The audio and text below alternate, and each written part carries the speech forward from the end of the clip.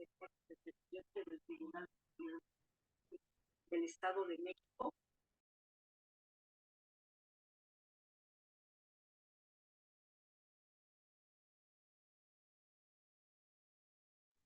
Sean todas y sean todos bienvenidos a esta conferencia magistral que nos va a hacer el favor de disertar el maestro Luis Alberto González Matías.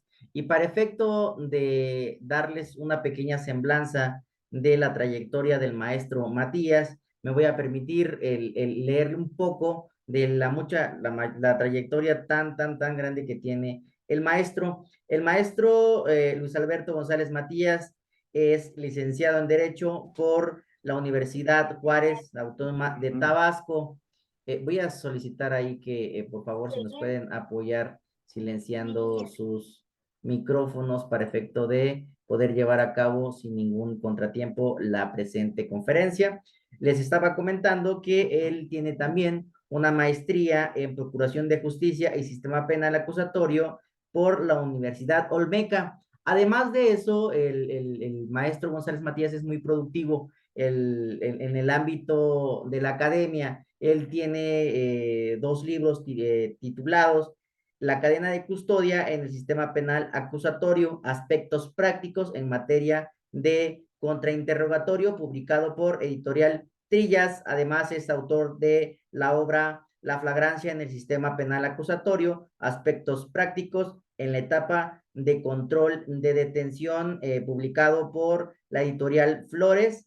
Además, es actualmente director de delitos comunes, zona foránea de la Fiscalía en el estado de Tabasco. Maestro, adelante, por favor, le voy a ceder y conceder cámaras y micrófonos. ¿Qué tal? Buenas tardes a todas y a todos. Pues muchas gracias por la invitación, maestro. Siempre es un gusto colaborar con ustedes para estos temas. Y pues sin más preámbulos, pues ahí no sé si me pudieran compartir las diapositivas para los efectos de comenzar el. Por supuesto, maestro, deme un momentito, por favor. Gracias.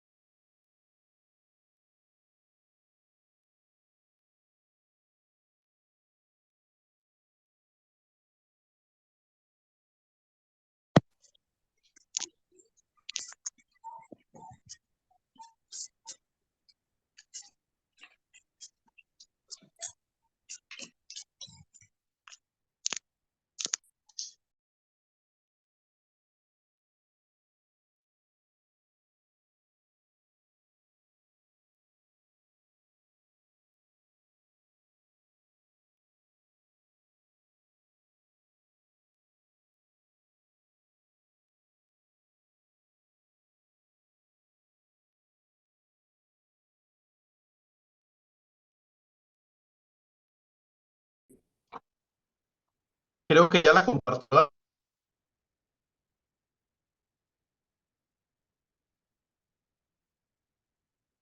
Perfecto, maestro, le agradezco bastante. Ya, ¿verdad? Ok. Nada más voy a. Ok. Se ve la presentación, ¿verdad? Se ve y usted se escucha muy bien, maestro. Ok, gracias. Bueno, pues antes que nada, pues espero que esta conferencia sea de utilidad para las y los que nos están escuchando el día de hoy.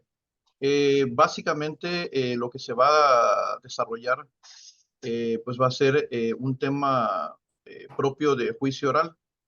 Entonces, para armar un poco el contexto de lo que tiene que ver la estructura del interrogatorio en el juicio oral, pues sí conviene recordar algunos aspectos importantes, como lo son las fases o etapas que tiene el sistema penal acusatorio. En primer término, tenemos que pues señalar que dentro de lo que es el sistema penal acusatorio hay tres etapas o tres grandes etapas que conforman dicho sistema. En primera instancia, tenemos que hay una etapa de investigación. Aquí la estoy marcando. donde el agente del Ministerio Público tiene que recabar datos de prueba para los efectos de justificar un hecho con apariencia de delito. Entonces, tiene que tomar la entrevista de una víctima, la entrevista de unos testigos, tiene que recabar en este caso a través de su policía lo que son inspecciones, aseguramiento de cámaras, de sus peritos pues tiene que tener dictámenes de lesiones, dictamen en este caso de avalúo de daños, etcétera. O sea, la materia que corresponda, ¿no?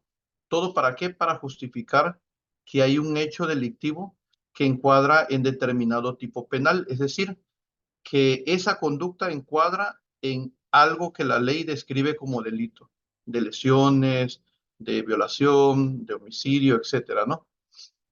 Y en tratándose de lo que tiene que ver con la probabilidad de que hay una o varias personas que intervinieron en su comisión.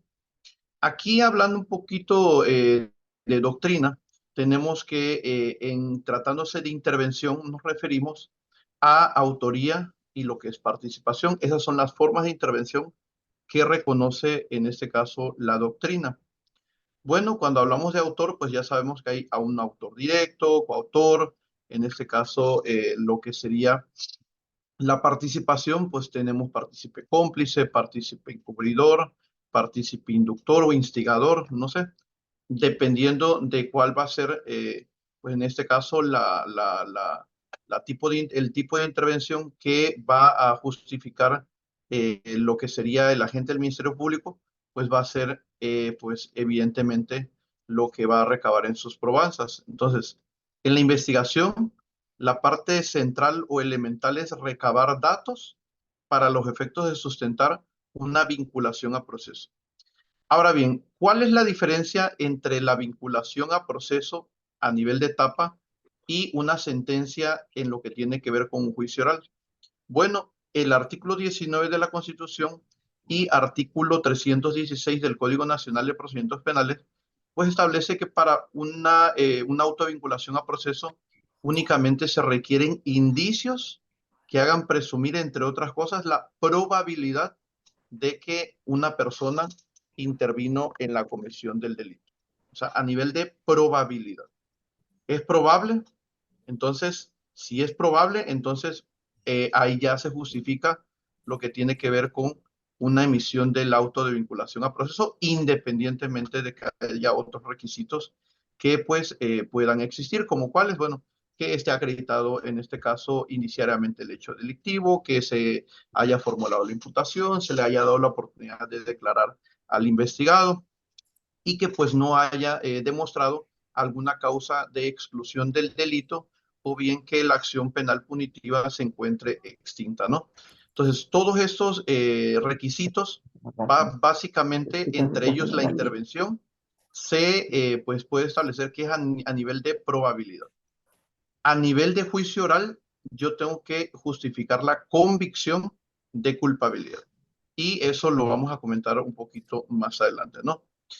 Por otra parte, tenemos la etapa intermedia. En la etapa intermedia, después de que ya se dictó el auto de vinculación a proceso, lo que hace el juez es dar un tiempo para que las partes en general puedan recabar pruebas.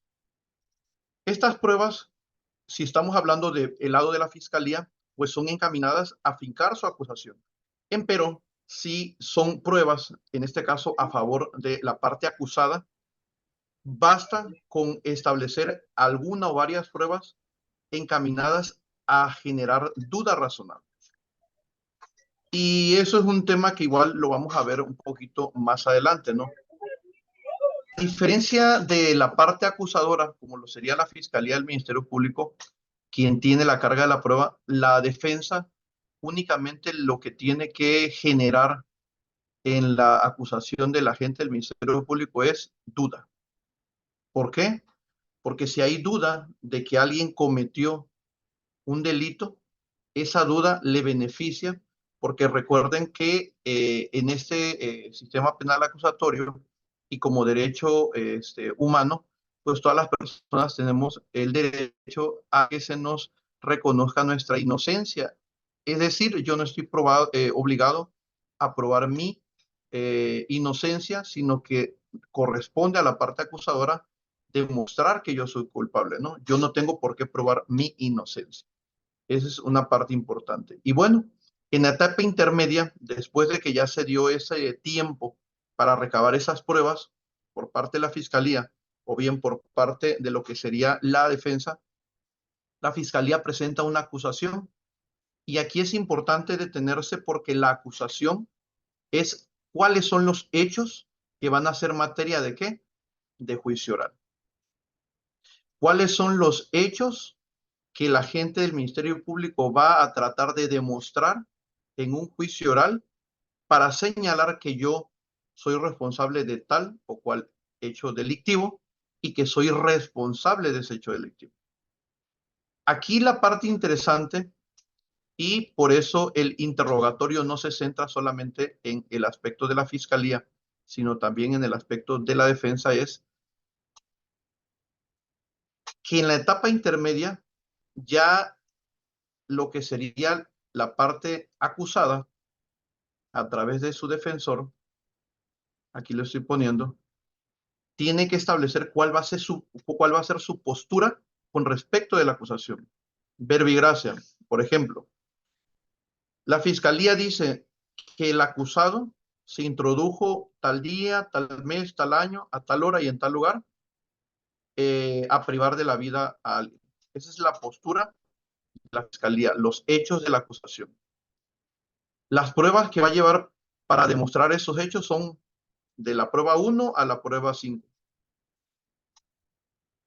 Y la pretensión que considera el Ministerio Público que debe de alcanzarse en caso de llegar a un juicio oral es una pena, una medida de seguridad, lo que sería en este caso una cuestión que tiene que ver con la reparación de los daños, ¿no?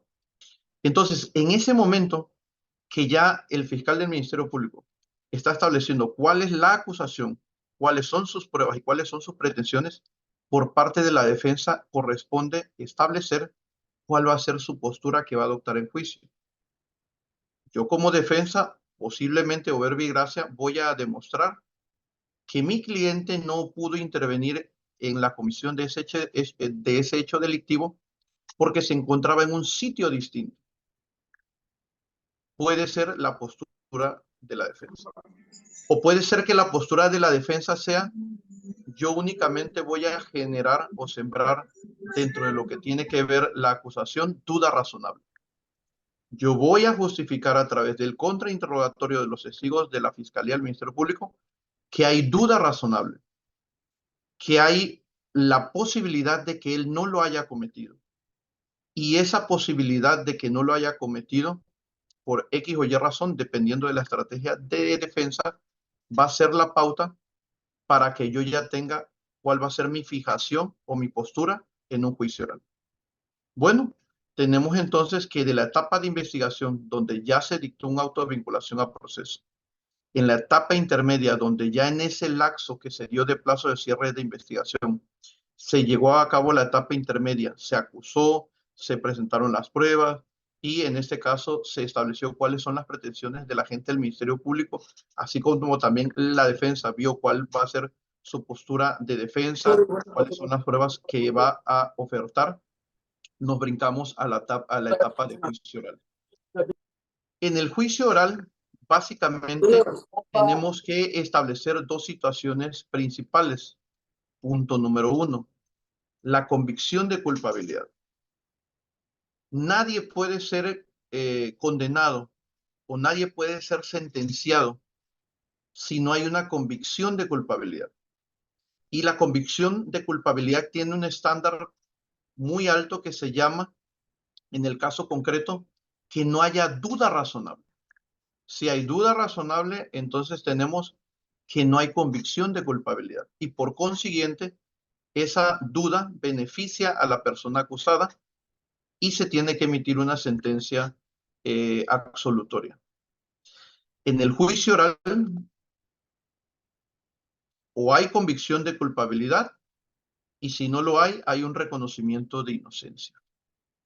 Es decir, el reconocimiento de inocencia no tanto como seguir reconociendo que yo soy inocente, porque la presunción de inocencia me sigue en todo momento, sino que jurídicamente se va a establecer que la fiscalía no probó su acusación porque hay duda razonable y en ese sentido sigue versando o sigue estando a favor del acusado el reconocimiento de su inocencia, ¿vale?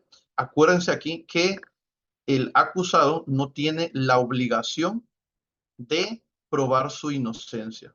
Por eso ese reconocimiento de inocencia se tiene que desvirtuar a través de una convicción de culpabilidad.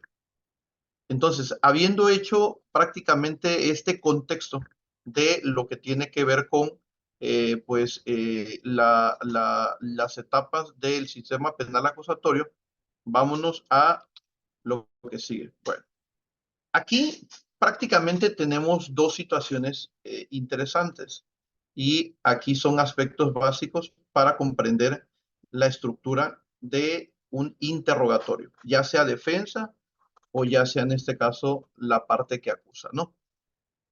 La parte acusadora, como ya se había señalado, le corresponde probar sus afirmaciones.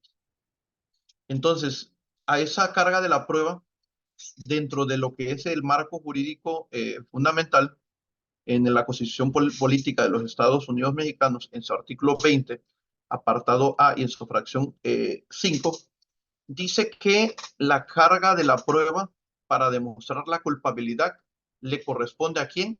A la parte acusadora. Entonces, esa carga de la prueba tiene que generar, cuando ya se llega al juicio oral, convicción de culpabilidad.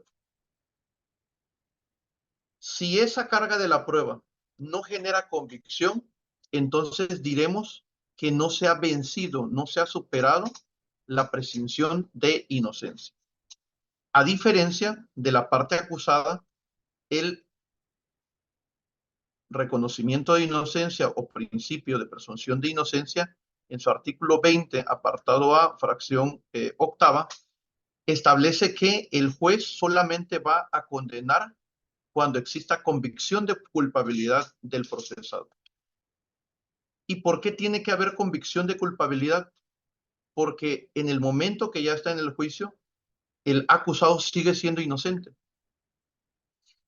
Al acusado se le sigue presumiendo inocente y por consiguiente la única forma en que ya no se le puede considerar como inocente es cuando haya convicción de culpabilidad. Entonces vean cómo nosotros tenemos dos cuestiones que van de la mano: la carga de la prueba y la convicción de culpabilidad, en tratándose de la fiscalía. En tratándose de la defensa, tenemos que la convicción de culpabilidad de una persona versus, en este caso, la teoría que yo vaya a adoptar en juicio. ¿Cómo yo en juicio voy a establecer que hay duda razonable, que no hay convicción de culpabilidad? Bueno, eso lo puedo hacer única y exclusivamente a través de ¿qué? De un interrogatorio en el caso de que yo aporte alguna prueba. O bien en un contrainterrogatorio si yo estoy generando la situación de que no genere ninguna prueba, pero voy a desvirtuar las pruebas que ofreció mi contraparte, que sería, pues en este caso, la fiscalía. Entonces, para ir centrando la materia de lo que es el tema que vamos a desarrollar, es la fiscalía tiene que probar su acusación y para ello tiene que elaborar la estructura de lo que es su interrogatorio en el juicio. Y la defensa tiene también que establecer su postura en el juicio encaminada a generar una no convicción de culpabilidad, es decir, una duda razonable. Hay algunos abogados públicos o particulares que, por ejemplo, tienen la idea de que para demostrar la inocencia de alguien, que, repito, no tiene por qué demostrarse la inocencia, porque la inocencia es un reconocimiento que pues tiene la parte acusada de que se le reconozca como inocente, tienen la idea de que tienen que justificar, por citar un ejemplo, una coartada. Entonces, ¿qué es lo que pasa a veces generalmente?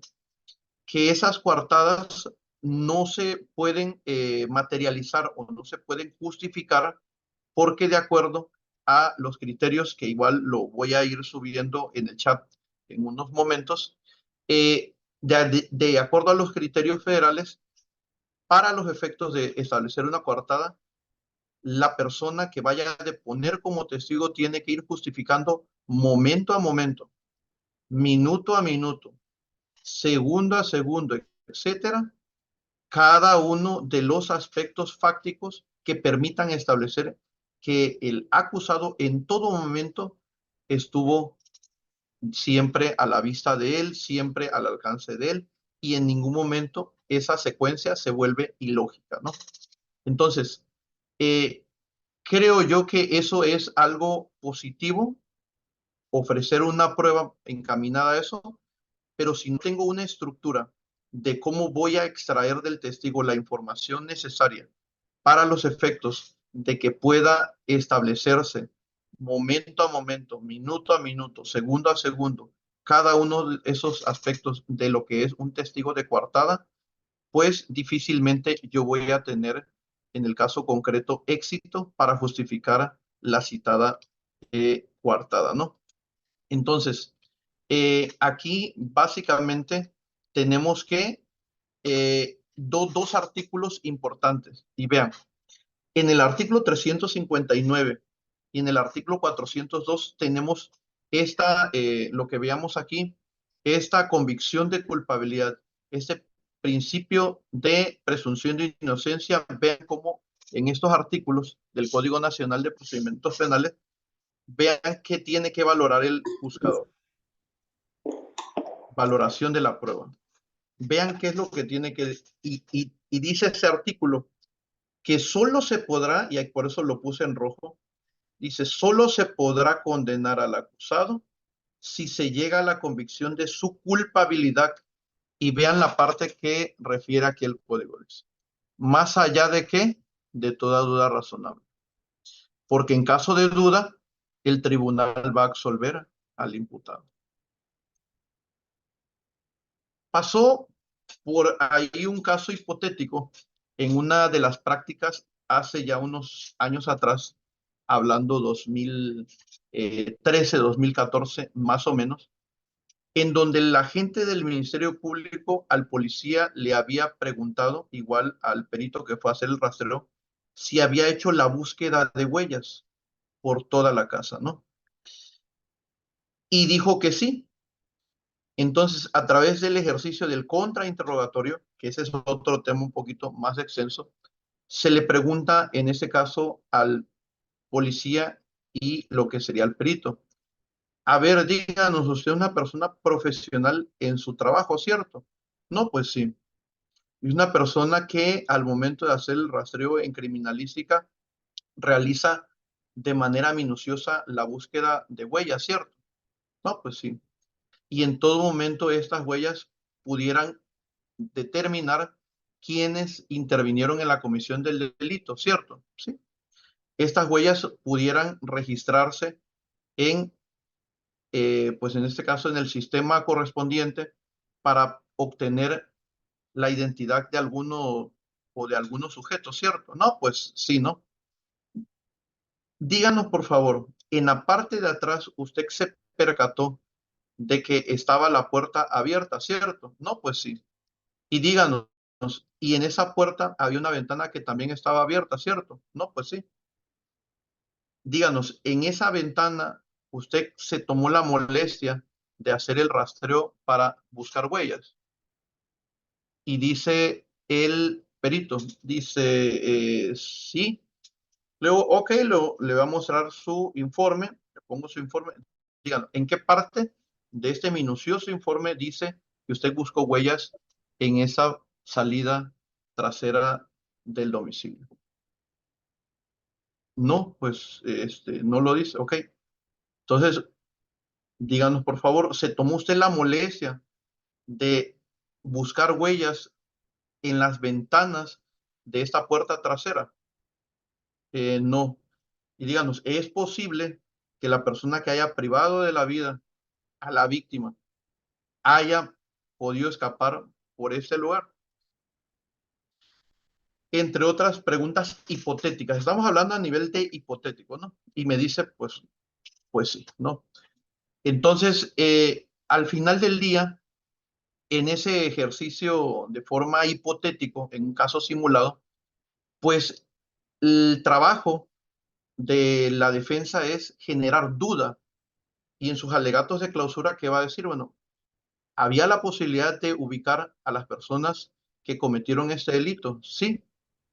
Había la posibilidad que en ese lugar llamado ventana, llamado puerta, se encontraran huellas, sí. Había la posibilidad que esas huellas pudieran haber sido reconocidas al momento de ingresarse al sistema AFIS o al sistema correspondiente, sí.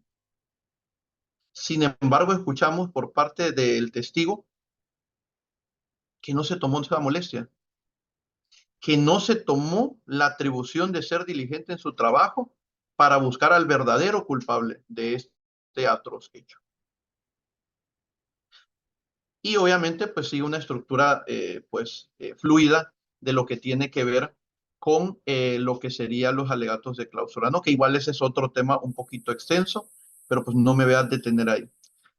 Yo lo que me quiero detener y es más que nada esta introducción que estoy dando al tema, es porque se nos olvida que las personas que ofrecemos la prueba tenemos que justificar una convicción de algo.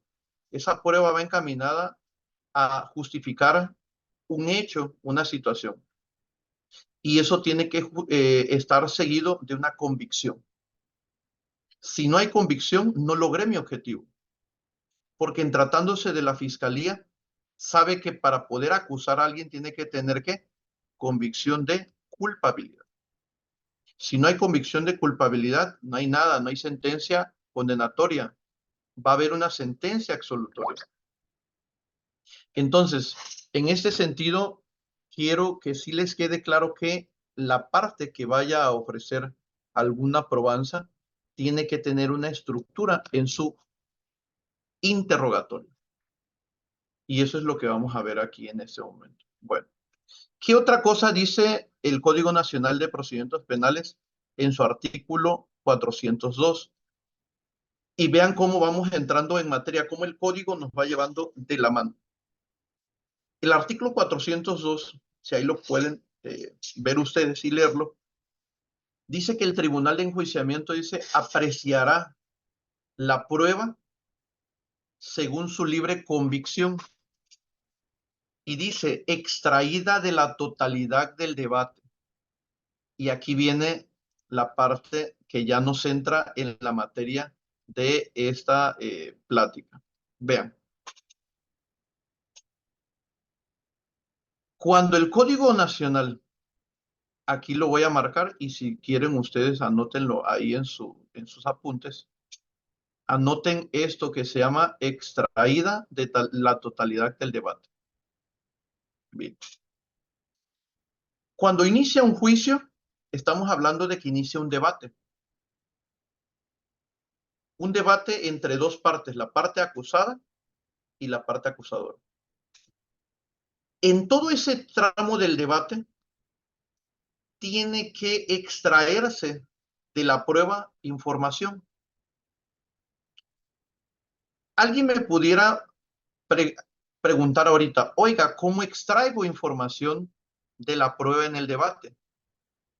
Bueno, pues la respuesta es muy evidente. A través del tema que estamos analizando el día de hoy, a través del interrogatorio. Si el testigo tiene aquí en su cabeza registrado que en tal fecha, en tal lugar y en tales circunstancias se cometió X o Y delito en tratándose de la fiscalía, a la fiscalía el mecanismo para extraer del testigo la información y que entra al debate, la información y que entra al debate es a través del interrogatorio. Cuando en el debate yo le pregunto al testigo, oiga, ¿cuándo ocurrieron los hechos? Y el testigo me dice el 17 de mayo. esa información 17 de mayo ya ingresó al debate para ser valorada por el juez. 17 de mayo nada más. Si yo no le pregunto de qué año, esa información no entra al debate. Por eso es que yo tengo que verificar que de mi testigo extraiga toda la información encaminada a mi finalidad en concreto como fiscalía. Y la única forma en que yo lo puedo hacer, pues es precisamente a través del interrogatorio, como fiscalía. Como defensa, también cuando yo ofrezco prueba, tengo que extraer de mi prueba la información que me va a permitir que esa información entre al debate para un fin en concreto, que cuál creen que sería, y ya lo vimos hace unos momentos, para establecer que no hay convicción de culpabilidad. Es decir, hay duda razonable. Entonces vean cómo el mecanismo, que aquí no lo dice el Código Nacional, pero lo deducimos de un análisis, el mecanismo para extraer información de la prueba es el interrogatorio. Entonces, entramos a la materia ya de nuestro tema, y lo primero que tenemos que establecer es el interrogatorio. Antes de ver esta diapositiva, el interrogatorio no es más que una simple serie de preguntas que se le va a hacer a nuestro órgano de prueba. ¿Y quién es nuestro órgano de prueba? Bueno, pues testigos, peritos, policías, personas expertas en determinada área. A esas personas tenemos que preguntarle para los efectos de que su respuesta ingrese al debate. Ese interrogatorio es el mecanismo de extraer preguntas, información a través de preguntas, y que la información a través de la respuesta vaya ingresando al debate. El tribunal nunca puede analizar una información que no fue extraída del testigo, porque sería tanto como suplir la deficiencia de la queja de alguna de las partes. Y recordemos que el tribunal debe de actuar de forma imparcial, porque él solamente o ella solamente lo que hace es un control horizontal de las partes. Yo veo a esta parte, yo veo a esta otra parte, cómo debaten entre sí, y la información que ellos vayan extrayendo de sus determinados órganos de prueba, yo la voy a analizar.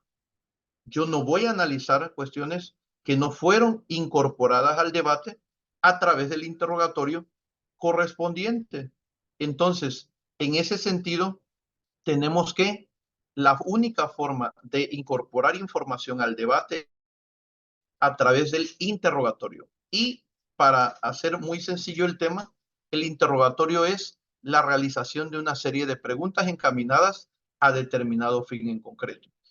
Repito, si es de parte de la fiscalía, en este caso la finalidad es encontrar convicción de culpabilidad. Y si es de parte de la defensa, es pues generar lo que sería la duda razonable. Como estamos hablando preguntas en un interrogatorio, tenemos que ver cuáles son las permitidas y cuáles son las que no están permitidas. Aquí creo que le falló. Aquí es no permitidas. Bueno, ahí hacen ustedes esa corrección. Y aquí lo voy a anotar. Bueno, el primer tipo de preguntas que están permitidas en el interrogatorio, y acuérdense, únicamente tiene derecho a interrogar el que ofrece la prueba. Y el que en este caso no ofrece la prueba tiene su derecho a contrainterrogar después de que se ha interrogado, en este caso, al testigo correspondiente. Bueno, ¿cuáles son las preguntas permitidas? Bueno, en primera instancia están las preguntas abiertas. Las preguntas abiertas son aquellas que permiten que el testigo se desplaye de una manera muy general sobre temas en específico. Y las preguntas que pueden ser abiertas es el qué, cómo, cuándo, dónde, por qué. Y esas preguntas se catalogan como permitidas y son tipificadas o clasificadas dentro de las que son preguntas abiertas. Ahí lo pueden anotar. ¿Cómo le podemos preguntar a un testigo? Por citar un ejemplo, si quiero utilizar preguntas abiertas. Testigo, ¿pudiera indicarme qué fue lo que usted vio el día de los hechos? Por citar un ejemplo. No, pues vi esto y esto y esto. ¿Cómo lo vio? ¿Cuándo lo vio? ¿En dónde lo vio? O sea, todas esas preguntas pues son básicas de un interrogatorio. El otro tipo de preguntas que también están permitidas son las preguntas cerradas. Las preguntas cerradas, a diferencia de las preguntas sugestivas, y ahorita voy a ese tema, las preguntas cerradas se sitúan en un contexto o en un tema específico. Por citar un ejemplo, ¿pudiera usted decirnos si es casado? O díganos, ¿es casado usted? No sé.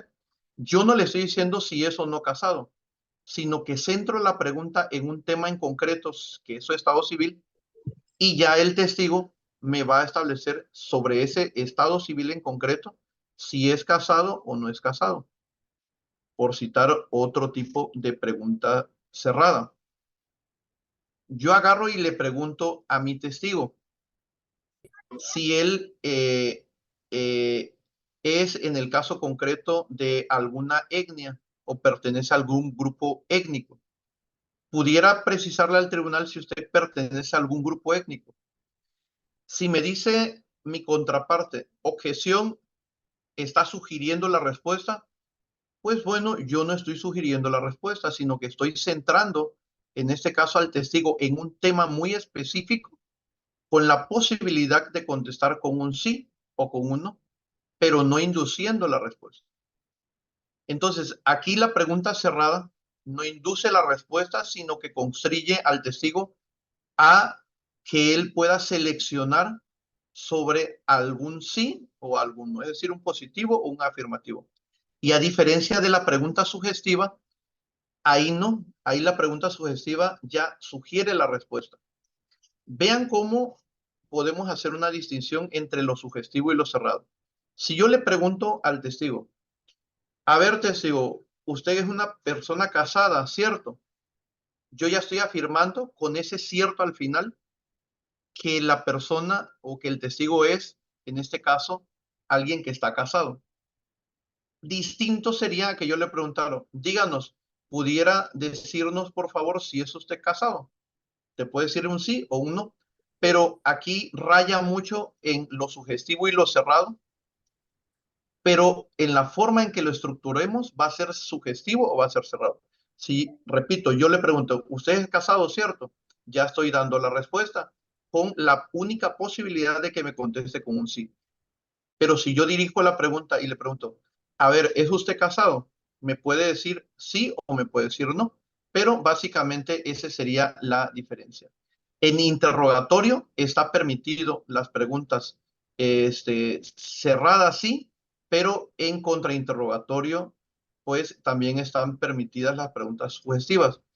Las preguntas sugestivas no están permitidas en el interrogatorio. Y eso es algo que básicamente algunos colegas tienen el error de que dicen preguntas sugestivas por la forma en la que la estructuran, ¿no? Entonces, recordemos que las preguntas cerradas dan posibilidad a un sí o a un no, pero no traen implícita lo que sería la respuesta.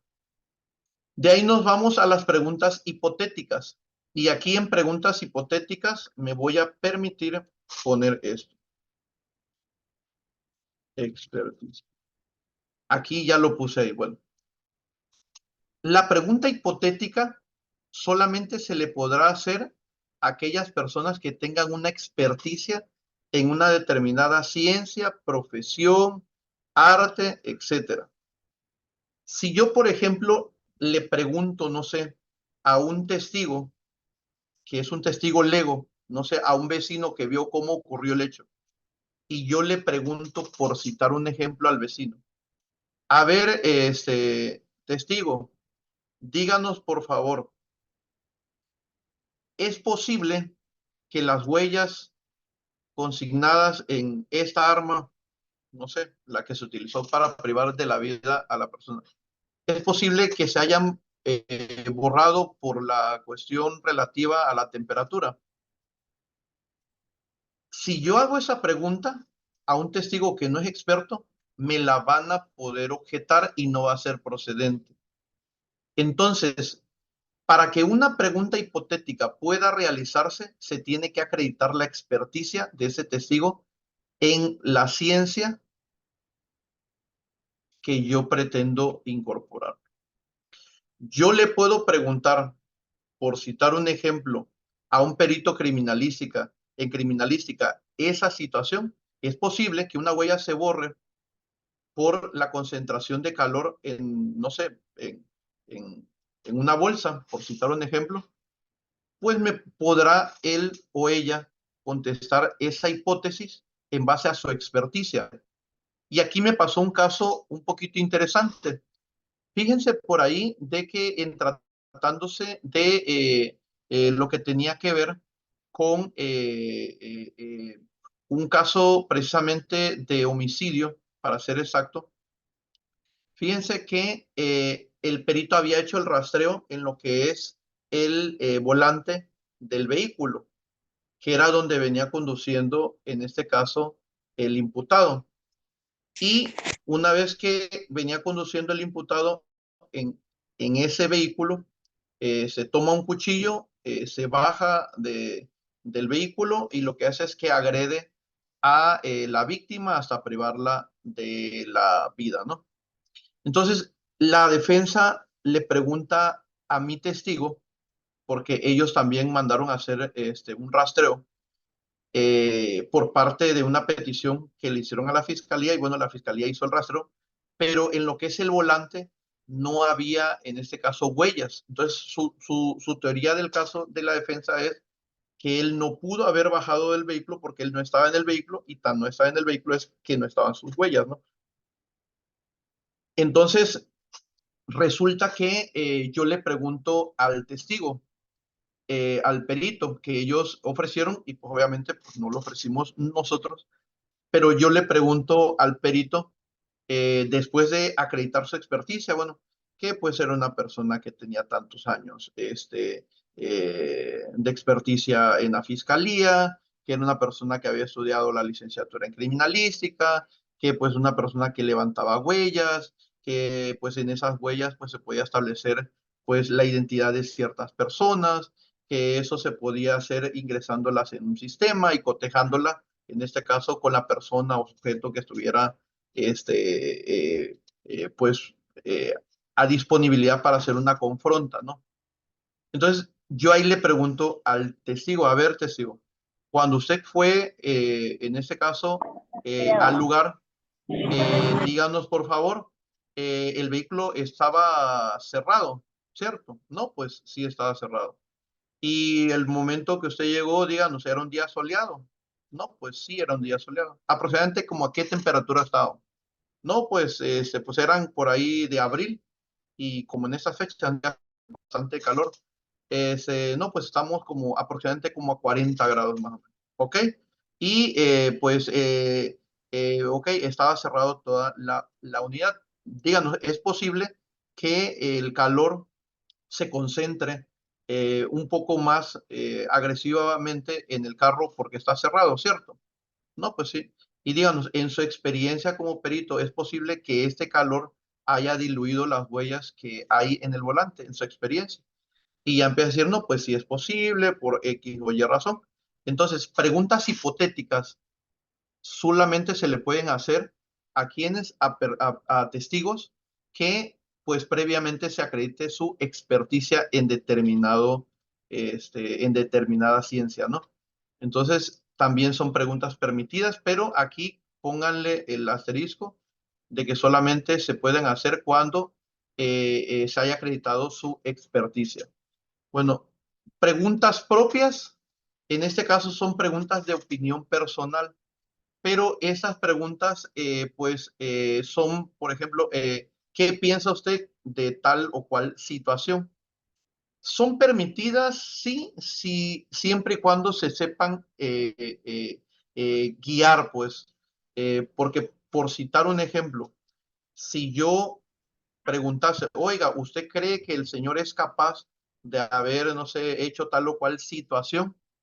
Pudiera ser que esa opinión subjetiva del testigo pues resulte ser irrelevante. ¿Por qué? Porque al final de cuentas tenemos que irnos con lo objetivo, ¿no?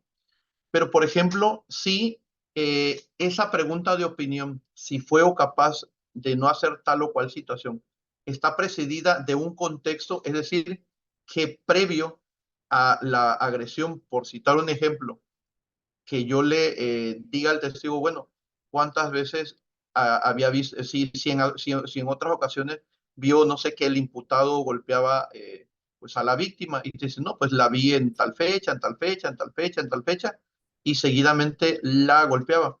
Entonces yo pudiera preguntarle, ok, díganos en lo personal, si usted considera, en este caso, que pues el imputado tenía algún motivo.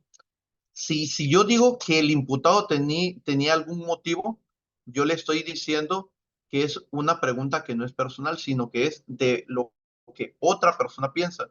Pero si yo le pregunto, ¿considera usted que él tenía los motivos eh, eh, eh, para, para cometer tal delito? También estoy incidiendo en la otra persona, qué piensa la otra persona, y eso no es propio, tiene que ser propio. ¿Usted considera, en este caso personalmente, considera usted que él pudo haberlo hecho? Pues es su opinión personal. Pero si yo pregunto si usted considera que él tenía tal o cual percepción, ya es impersonal o es impropia, pues. Entonces, aquí hay que tener cuidado con lo que preguntamos en cuanto hace a opiniones personales, pues.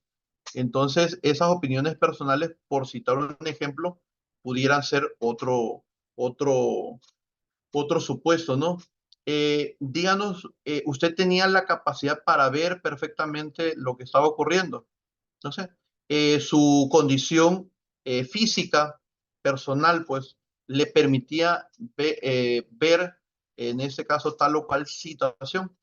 La iluminación que había en ese lugar, en lo personal, le impedía ver tal o cual situación. Ahí son cuestiones propias. Pero si yo pregunto, ¿usted considera que el otro testigo o el imputado pudo haber visto o pudo haber hecho? Eso es algo que es impropio. Entonces, más que nada, para que quede claro, es que entre las preguntas propias y las preguntas impropias, lo que varía es la opinión personal de cada uno de los sujetos. Si el testigo, yo le pido una opinión personal, es de lo que a él le conste, de lo que a él, en ese caso, le atañe nada más. Pero yo no le puedo preguntar cuestiones que son impropias, ¿no? Para explicar esto aquí básicamente. Por otra parte, tenemos las preguntas de transición o de cambio de tema.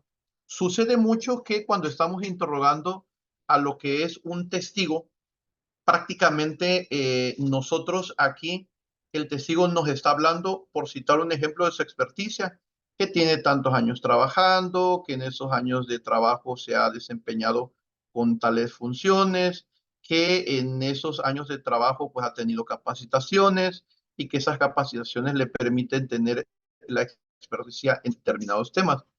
Entonces, las preguntas de transición es decirle, ok, permita un momento, ya me quedó claro lo que me acaba de referir. Vamos a hacer o vamos a hablar sobre otra situación. Ya nosotros agarramos el tema que estábamos abordando, lo dejamos a un lado y nos trasladamos a otro tema que es el que nos interesa. Esas preguntas son de transición y siempre están acompañadas de un diálogo amable. Le decimos a el testigo, ¿sabe qué? Permítame, ya me queda claro ese tema. Bueno, vamos a hablarnos de otro tema. Vamos a hablar sobre el día de los hechos. Y ya empezamos a hacer las preguntas con relación a al hecho o al tema que vayamos a realizar. Entonces, esas son preguntas de transición. Entre paréntesis, yo le puse ahí, son cambiar de tema nada más, ¿no? Entonces, vean cómo esas preguntas también están permitidas, nos sirven para los efectos de poder generar la extracción de la información del testigo y que esa información entre al debate. Las preguntas de seguimiento es las que tienden de cierta manera a seguir desarrollando los temas.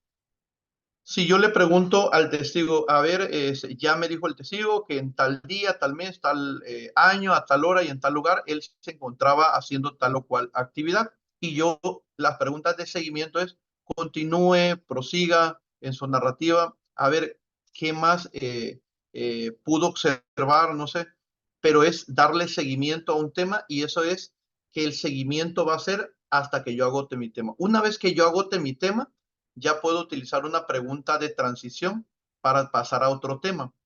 Estas dos preguntas de transición y de seguimiento tienen mucha relación. ¿Por qué?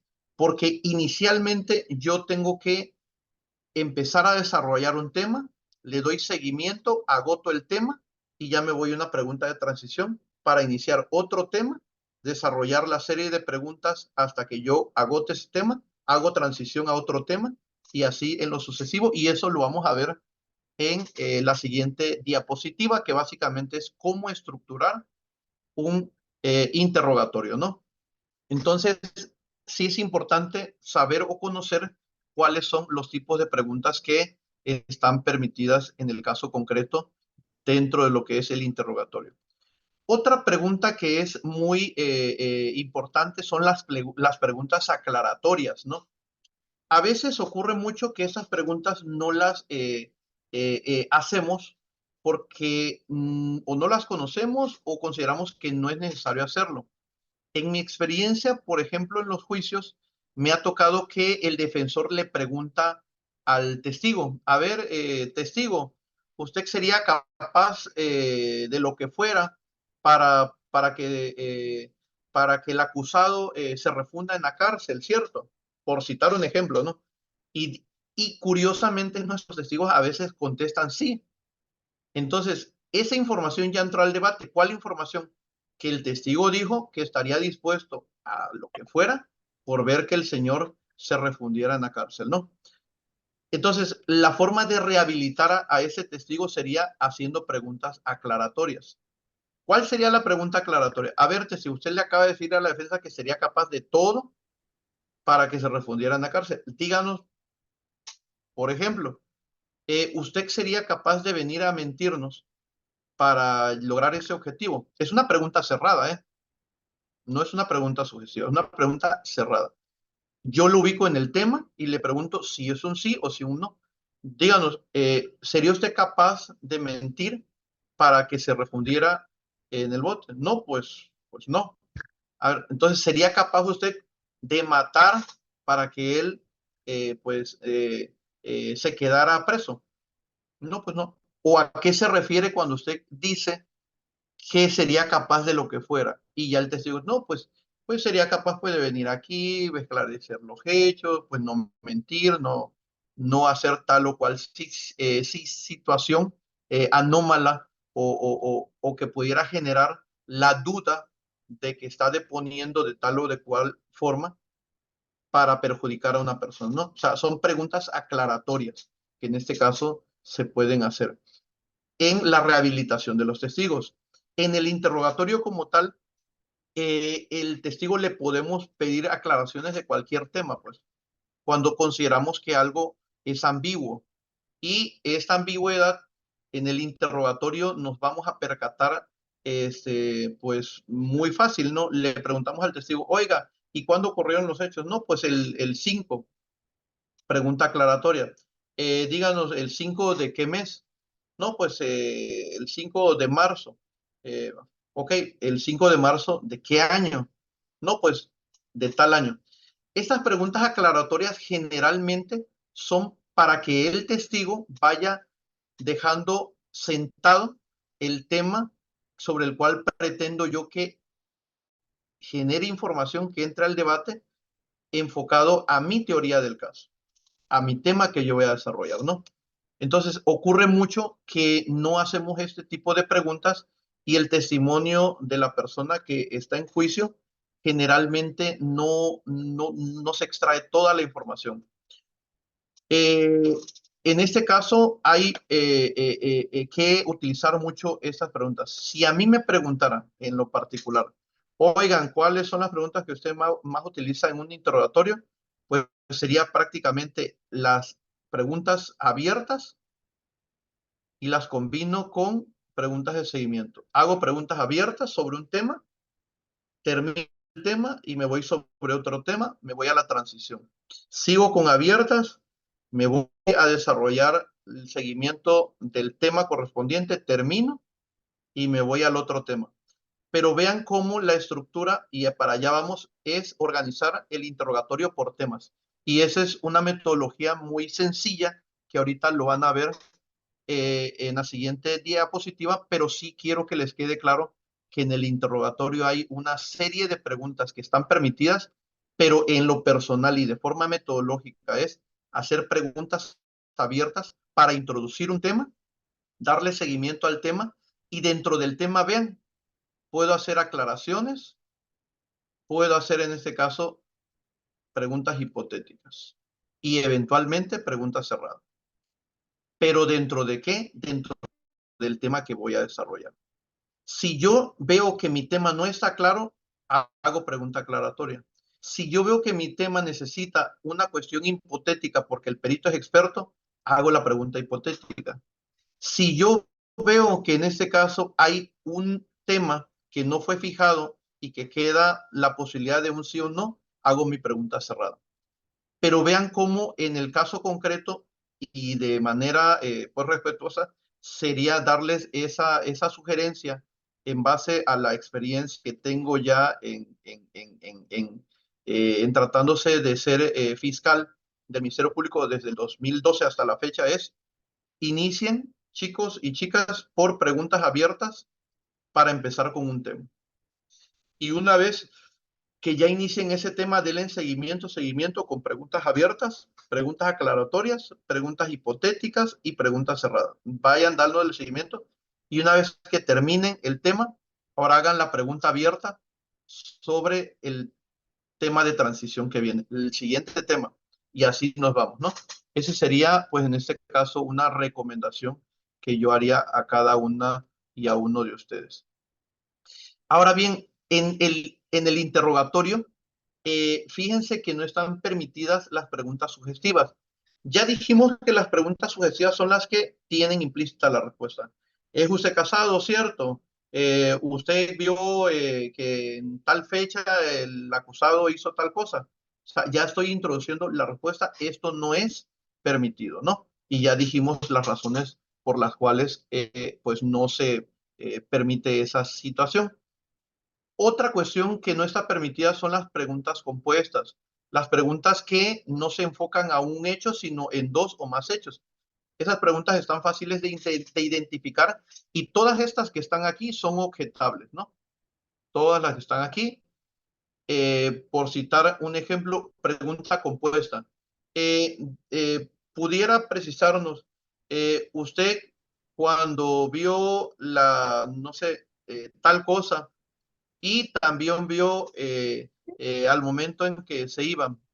Díganos, por favor, tal situación. O sea, tenemos dos hechos en una misma pregunta.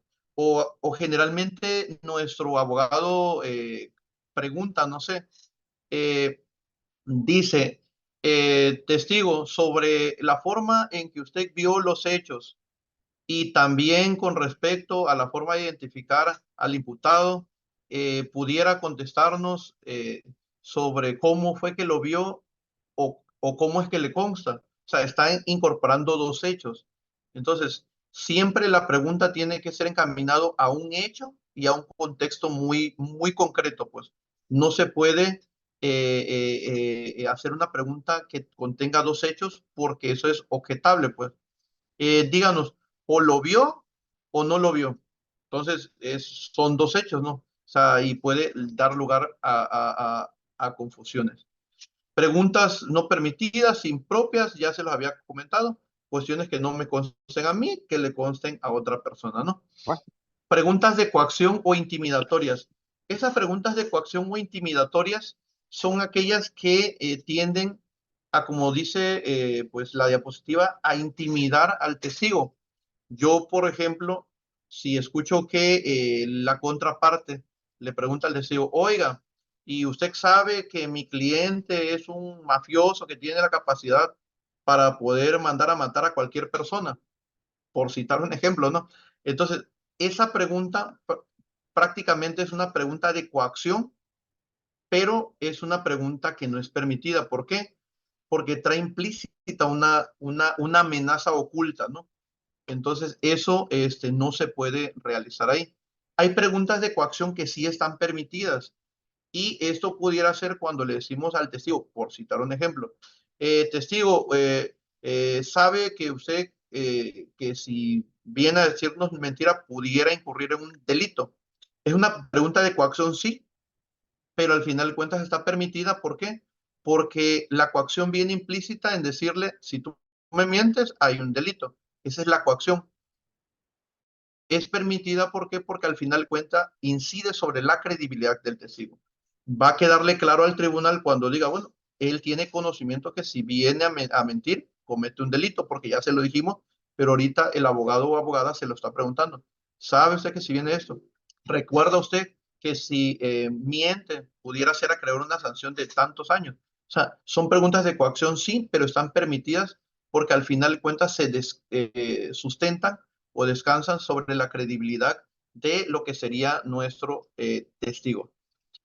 Preguntas ambiguas o poco claras son aquellas que no tienen contexto. Por citar un ejemplo, dice el testigo, no, pues yo llegué y entré a mi casa y dice, en este caso, el abogado, ok, y después, ¿qué hizo? Entonces, ¿después de qué? Pues, después de que entré a mi casa, ok, ¿qué hice? Pues, pero al final del día no tiene un contexto claro. Pues si yo preguntara, bueno, después de que usted entró a su casa, por favor, ¿qué fue lo que hizo? Pero si yo pregunto así muy sencillo, ¿qué hizo? ¿O qué pasó? ¿O para dónde agarró? Cuestiones así que no tienen contexto. Por si ¿para dónde corrió después de que lo estaban persiguiendo? Ah, bueno, ya ahí hay un contexto que dice, bueno, ¿para dónde tomó o para dónde corrió después de que pasó determinada situación? Tienen un contexto. Entonces, las preguntas ambiguas o poco claras tienden a no tener prácticamente un contexto. Las preguntas impertinentes o irrelevantes, estas también están permitidas. Son aquellas que no tienen, como su nombre lo dice, trascendencia porque no hay relación con lo que es la acusación.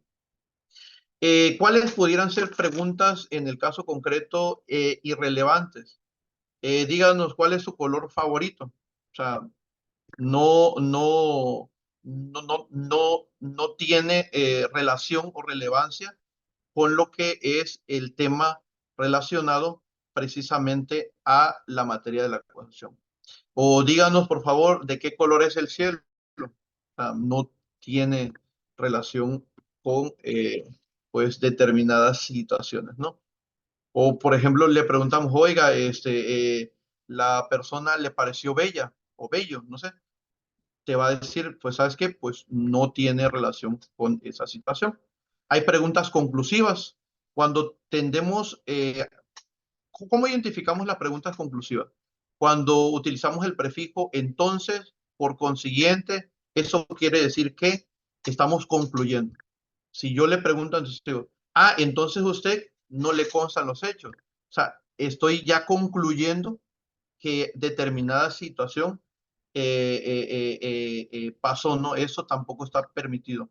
O preguntas argumentativas, cuando decimos, entonces usted en razón de que no pudo haber visto los hechos, no pudo tampoco estar en posibilidad de determinar que mi cliente fue tal o cual situación, ¿no? O sea, estamos argumentando y concluyendo, ¿no? Entonces, las preguntas conclusivas y argumentativas siempre como que van de la mano entre ambas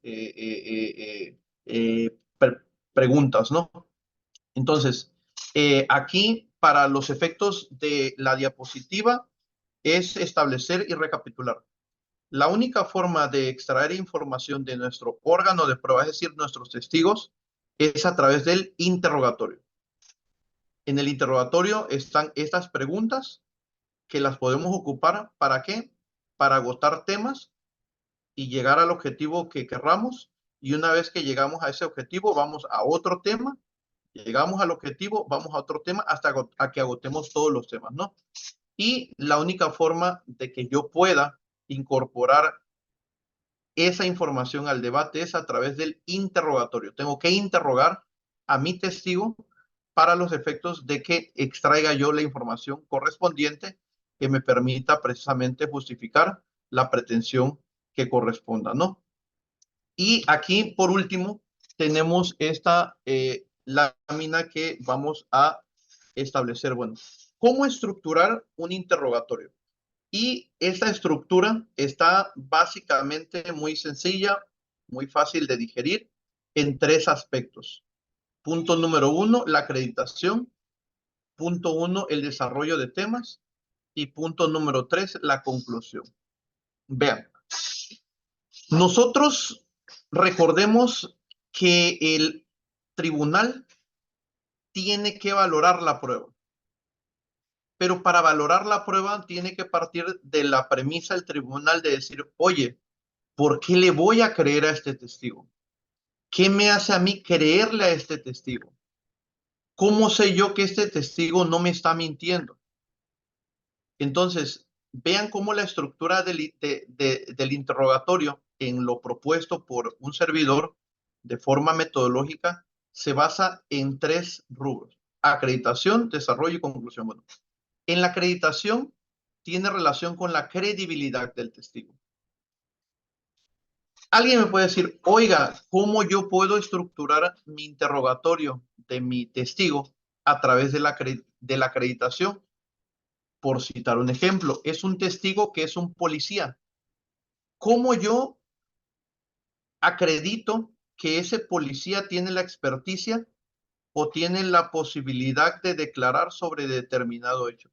Todavía no me ha dicho que ha detenido a alguien o que hizo una inspección o que hizo un aseguramiento, no.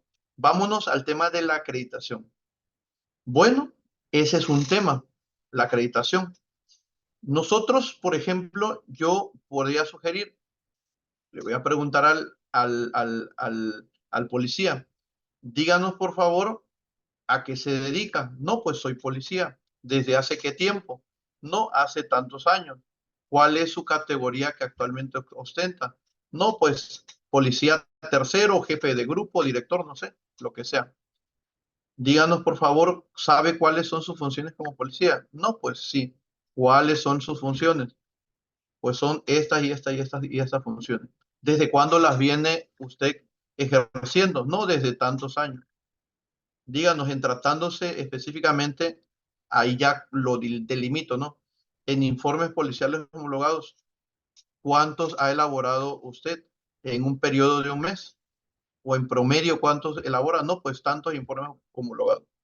¿Cuántas detenciones generan estos informes? No, pues o sea, y voy llevando al testigo a que cuando yo ya lo vaya a interrogar en los temas que ya me interesan a mi caso, ya hay una base, un soporte de acreditación del testigo, donde el tribunal va a decir, bueno, pues esta persona me queda claro que es policía, con tantos años de experiencia, tantas capacitaciones, conoce sus funciones, que son esta y esta y esta. Entre ellas están el informe policial homologado, llevar a cabo aseguramiento de personas detenidas o sea, y todo el contexto que le permita dar credibilidad en tratándose de que sea un servidor público. En tratándose, por ejemplo, que sea un testigo que haya visto los hechos. Ok, yo por citar un ejemplo le tendría que preguntar al testigo, a ver, díganos, ¿en dónde viven? No, pues vivo en tal lugar. ¿Desde hace qué tiempo vive en tal lugar? No, pues desde hace tantos años. ¿Quiénes son las personas que viven con usted? Tales personas. ¿Pudiera decirnos, por favor, cuál es su horario de trabajo? No, pues tal horario de trabajo. Y voy haciéndole todas las preguntas encaminadas. ¿Para qué? Para que cuando la persona, el testigo normal, ya agarre y me declare en relación a que afuera de su casa vio el hecho materia de mi acusación, pues ya el tribunal puede decir, bueno, él estaba en ese lugar, pues porque es su casa, y estaba en las afueras de ese lugar porque ya su horario de trabajo había terminado. Entonces existe la posibilidad de que haya visto ese hecho en razón de que pues ya no estaba en su horario de trabajo y estaba afuera de su horario de trabajo. Vean cómo todo es encaminado a la acreditación del testigo, que es el soporte para los efectos de que se le pueda dar un valor preponderante al momento de que el tribunal pues le asigne ese valor antes mencionado. Y aquí viene la parte que a mí también me interesa. Vean, nosotros, acuérdense que al inicio de lo que fue la exposición de la anterior lámina, yo les dije, a mí me gustan las preguntas abiertas, pero esas preguntas abiertas están enfocadas a un tema en específico. Y ese tema lo tengo que ir desarrollando hasta que yo agote ese tema. Entonces, aquí lo que se sugiere para estructurar lo que sería un interrogatorio es desarrollar temas. ¿Cómo pudiéramos nosotros desarrollar un tema? Bueno, yo tengo que tener claro qué es lo que quiero acreditar. Por citar un ejemplo, yo quiero acreditar que el acusado, si yo soy fiscal, yo quiero acreditar que el acusado privó de la vida a una persona, porque es lo que me dice el delito de homicidio. Entonces, mi primer tema va a ser, por citar un ejemplo, que había una vida existente, que es la condición lógica para que haya el delito de lo que es homicidio. Entonces, ¿cómo voy a desarrollar ese tema? Yo ya tengo mi tema 1, que sería en el caso concreto, es pues prácticamente justificar que hay una vida preexistente, ¿no? Entonces, ese sería mi tema a desarrollar. ¿Cuál sería mi otro tema? Que esa vida fue suprimida por la acción del acusado. Ese sería mi otro tema. Mi otro tema sería establecer que la causa de la muerte y que la causa que lo produjo fue determinada. Ese sería otro tema. Pero cada tema en concreto me va a dar a mí la posibilidad de establecer qué testigo requiero para justificar un tema. Por citar un ejemplo, y sería una pregunta que yo les haría a ustedes. El tema relacionado a la causa de la muerte y causa que lo produjo, ese tema en concreto, pregunta, ¿me lo pudiera desarrollar yo a través del interrogatorio del médico legista? Pues sí, ¿por qué? Porque tiene la experticia para decir cuál fue la causa que lo produjo, la muerte, y cuál fue la causa que causó esa muerte o ese deceso. Hablando técnicamente en ese aspecto, ¿no? Aquí yo puse un ejemplo en algunos temas, ¿no? El tema 1 es la cuantificación de los daños. Relación de pareja, tema 2, motivos, incorporación de evidencias, incorporación de documentos. En tratándose de la cuantificación de los daños, yo tengo que agotar ese tema con mi testigo, porque yo sé que es un tema que me va a permitir a mí lograr de cierta manera justificar un aspecto fáctico de lo que sería mi teoría del caso. Entonces, ese tema, ¿cómo lo voy a desarrollar? Ya dijimos preguntas abiertas. Primero empiezo con la acreditación del testigo. Ya me acredito que es un perito experto en materia de evaluación de daños. Ahora empiezo con la cuantificación de los daños.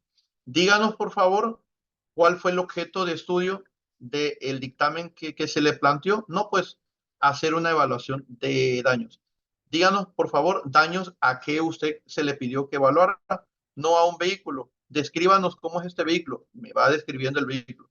Díganos cuáles fueron las herramientas que utilizó. No, pues fueron estas. Pudiera aclararnos o abondarnos un poquito más sobre ese tema y ya nos va dando la pauta para ir a través de esas preguntas abiertas, aclaratorias, etcétera, ir desarrollando este tema. Ahora bien, vamos a pasar a otro tema. En tratándose de los daños que observó, ¿cuáles fueron esos daños? No, pues fueron estos y esto y eso. Y empiezo a ir desarrollando el interrogatorio específicamente de ese perito en relación a temas que voy a desarrollar con el mismo. Ahora bien, si en tratándose de lo que sería personas que están llevando una defensa, pues en este caso yo tendría, por citar un ejemplo, aquí lo voy a poner.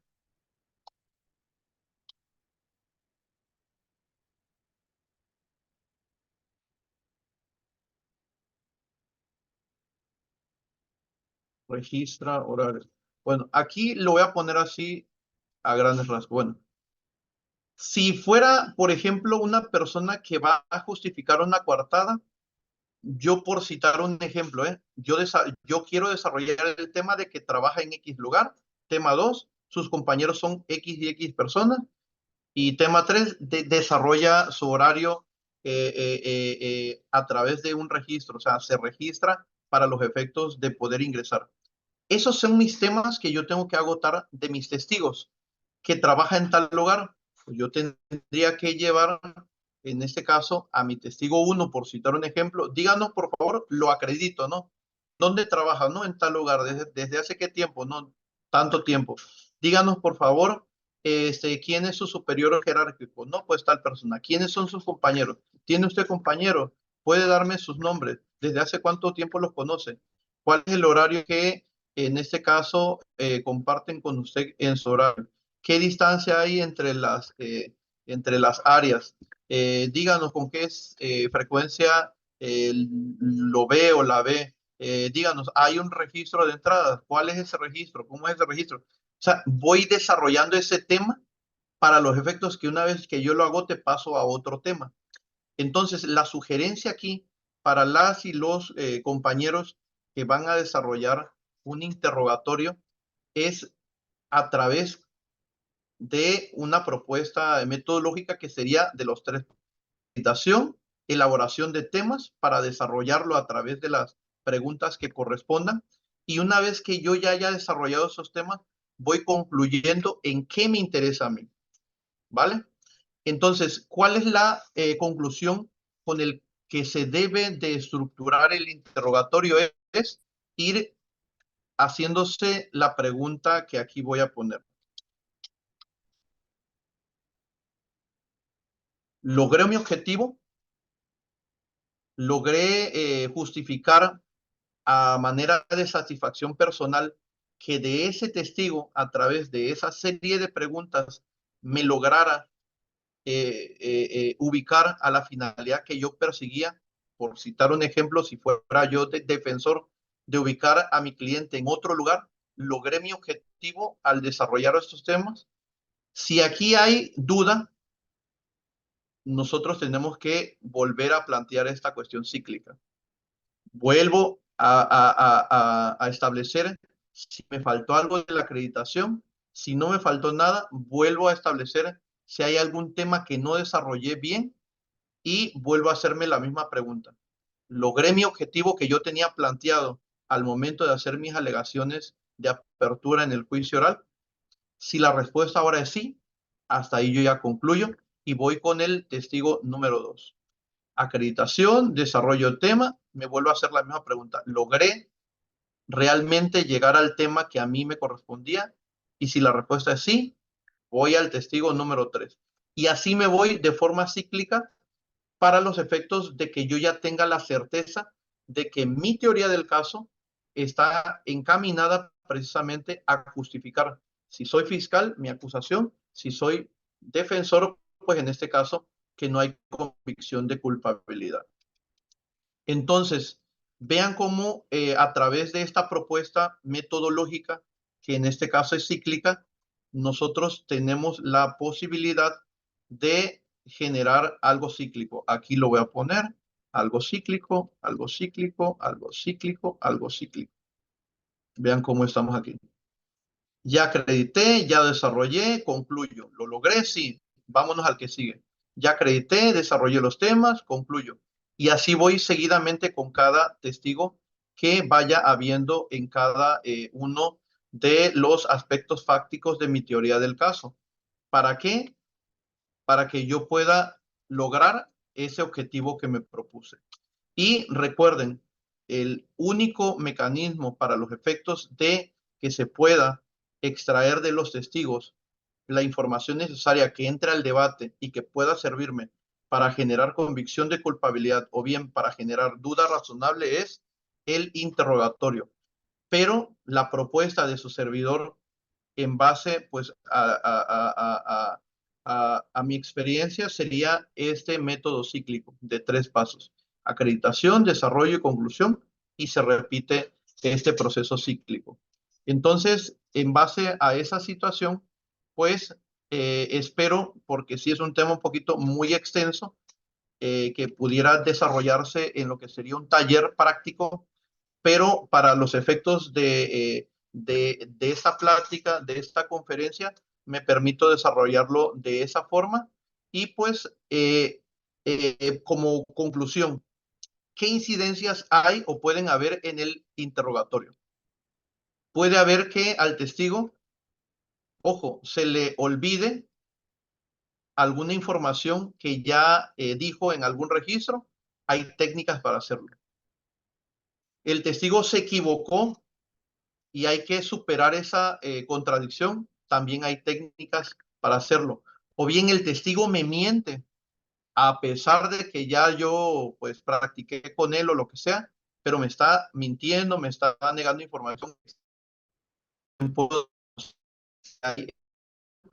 Pero lo pongo más de tema de colación, el artículo 376, porque precisamente en ese artículo 376 vienen técnicas de que pueden haber en el interrogatorio cuando se olvide, en este caso, algún dato, o bien cuando el testigo me esté mintiendo, o bien cuando el testigo se esté equivocando de forma, pues, culposa en la cuestión que tiene que ver con su deposición. Pero aquí la parte importante es que ustedes conozcan que el interrogatorio viene acompañado de técnicas que me permiten a mí poder seguir incorporando la información.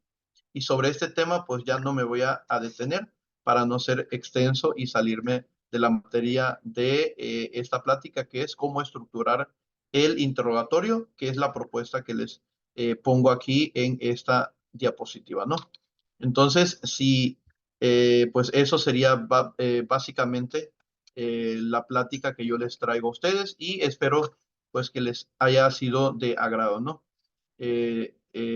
Maestro, por ahí le concedo el uso de la voz.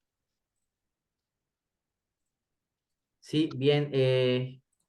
Para efecto de si alguien tiene alguna duda, le voy a conceder el uso de la palabra para que el maestro Luis González Matías nos haga el favor de responderlos.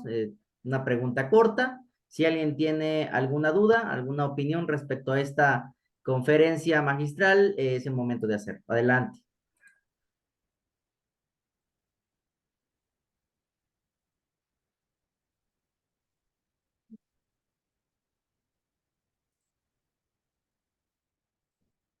Bien, de no ser así, realmente nosotros en Considera Educación Humanista agradecemos bastante el permitirnos, el compartir, el que usted comparta este conocimiento tan vasto que tiene en su experiencia y para ese efecto, como muestra de nuestra gratitud, vamos a otorgarle a nombre de la directora general, la maestra Tania Balocetina, considere educación humanista, el presente reconocimiento, que a la letra dice, considere educación humanista, otorga el presente reconocimiento al maestro Luis Alberto González Matías por haber impartido la conferencia magistral, la estructura del interrogatorio en el juicio oral, llevado a cabo en modalidad virtual el 11 de abril del 2024, la fecha del día de hoy.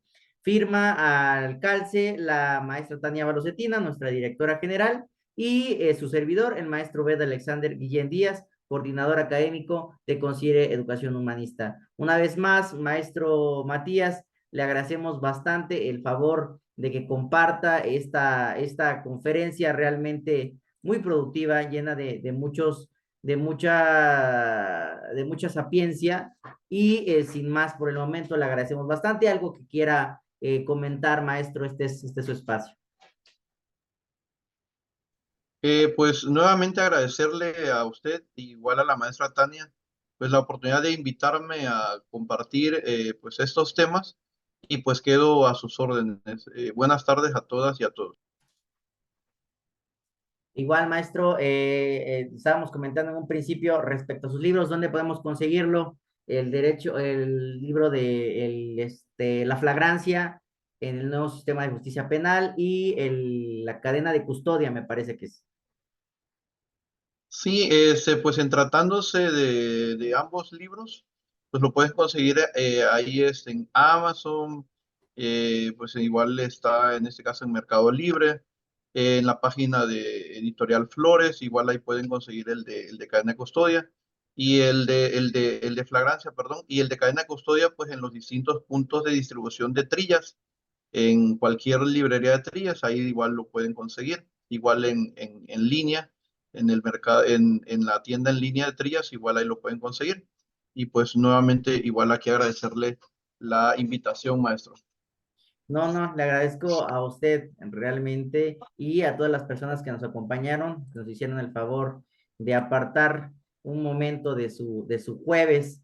Entonces, a todas las personas que van a adquirir la constancia, pueden mandar mensaje en el WhatsApp, el número de WhatsApp que ha estado compartiendo el enlace de esta conferencia. Sin más por el momento, le agradezco mucho, maestro Luis Alberto González Matías, le agradezco a todos y cada una de las personas que estuvieron en el transcurso de esta conferencia magistral. Maestro, muchas gracias a todos. En nombre de Concilio de Educación Humanista, les agradecemos bastante.